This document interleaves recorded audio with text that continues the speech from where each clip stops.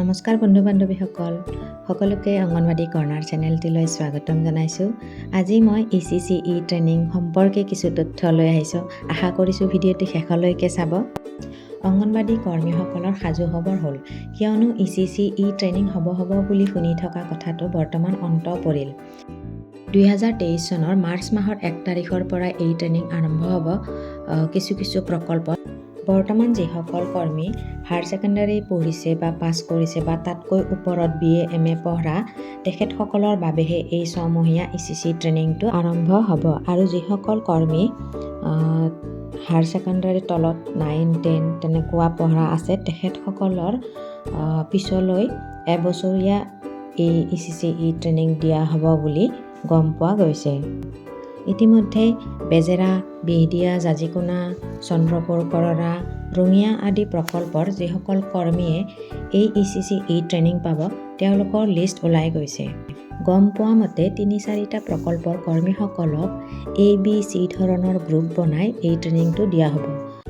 ধৰা হ'ল যদি গ্ৰুপ Aৰ কৰ্মীসকলে মৰ্ণিঙত ট্ৰেইনিংটো পায়, তেনেহ'লে গ্ৰুপ B বা Cৰ কৰ্মীসকলে ইভিনিঙত এই ট্ৰেইনিংটো পাব।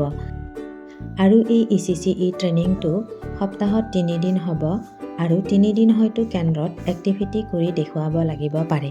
সম্পূৰ্ণ কথাখিনি ট্ৰেইনিং আৰম্ভ হ'লে গম পোৱা যাব।